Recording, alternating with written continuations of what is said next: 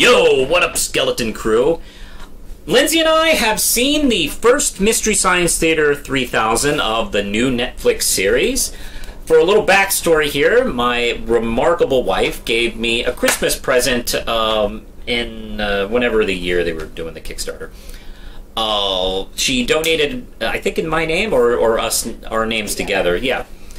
And best Christmas present ever, and it finally paid off today because Kickstarter backers of a certain amount got to see the premiere episode.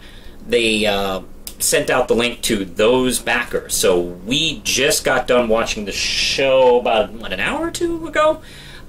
Raced home from work and we got our computer up and we started watching. Even bought a pizza and oh my god, I devoured the whole thing. A pig. Oh god. And all right, here we go. The first episode, as I thought, was going to be Reptilicus, and that is the great Dutch cock Jew monster.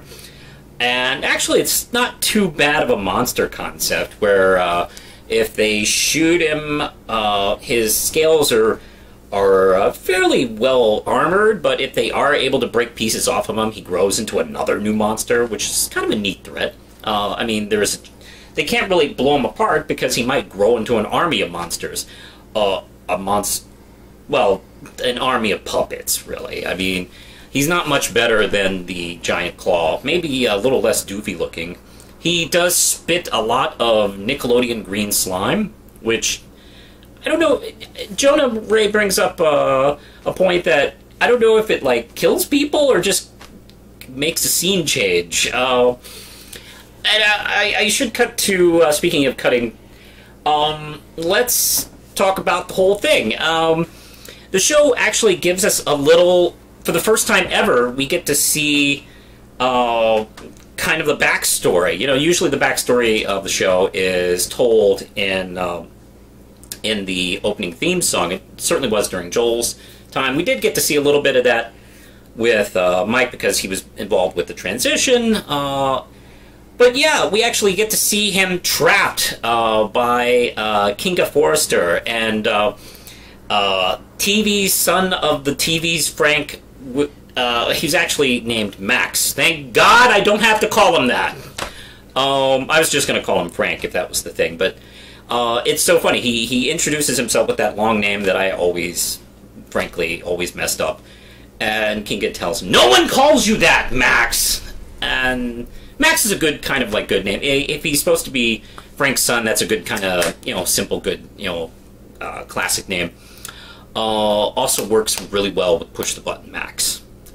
And we also get to see Pearl Forrester in a cameo where they trap Jonah, who, by the way, he is Jonah Heston in this, which is great. I love that the fact that they kept with the whole concept of giving the last names of these characters the last name of, like, you know, a famous, you know, sci-fi character or, you know, person involved and stuff like that. So that was really good.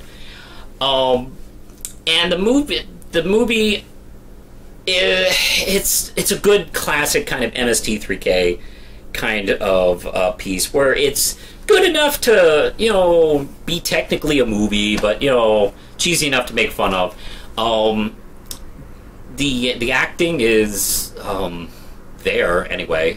There's a really goofy, very unfunny comic relief character who disappears halfway through the movie, who wants to touch an eel for some reason. It's kind of weird and perverted, where he just, I don't know, he just keeps walking by it and he wants to put his hand in the tank and touch the eel.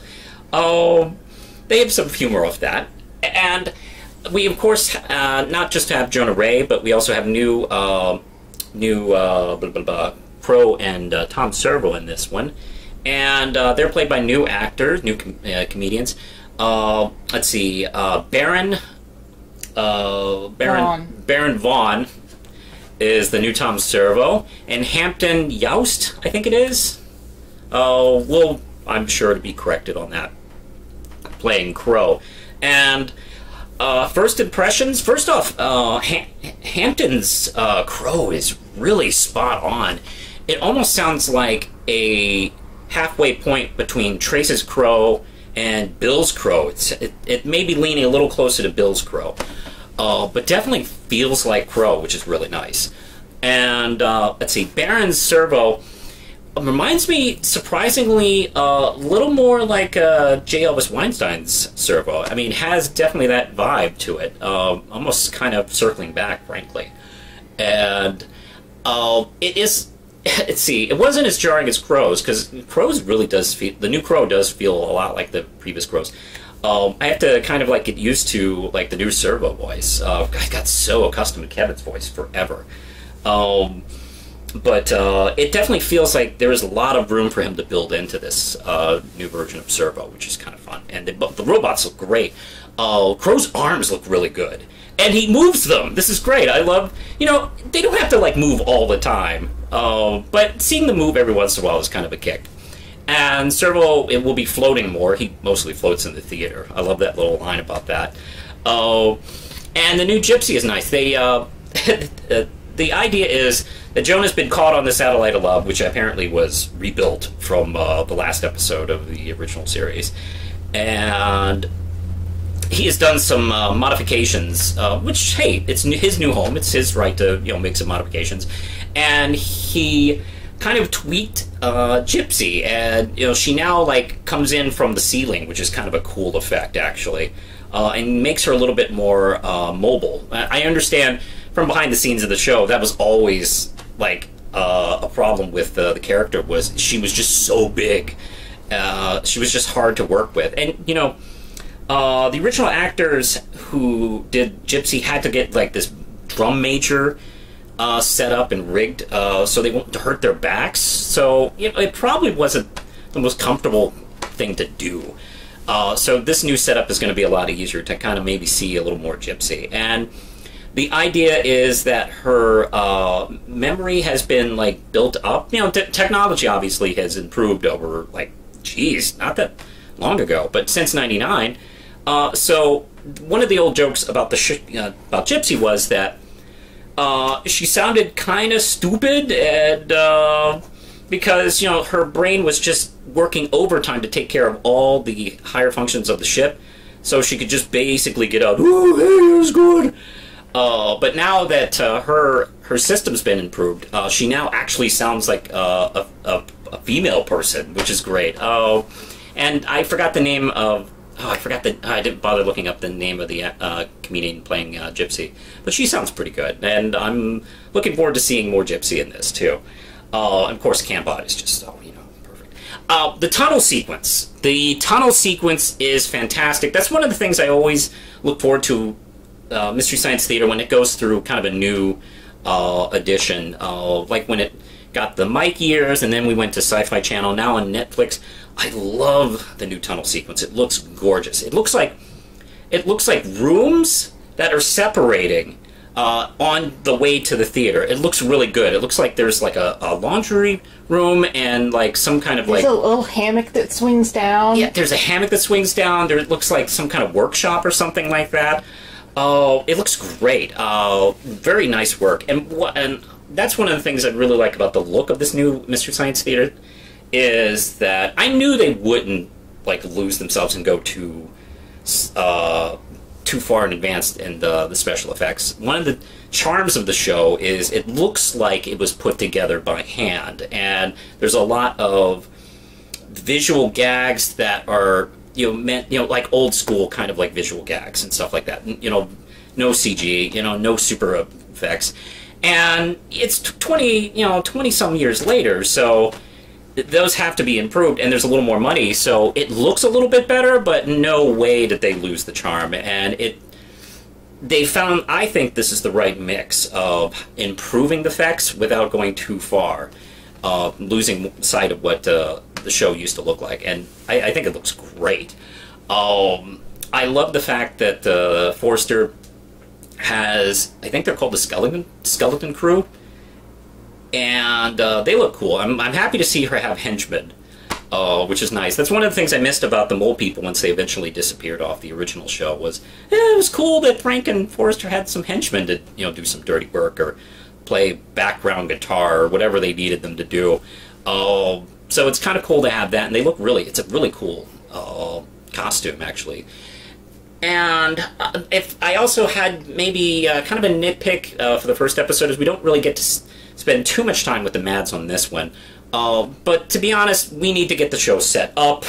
We need to meet our new host and, you know, get him all, you know, set up for the show. That's for later episodes, I assume.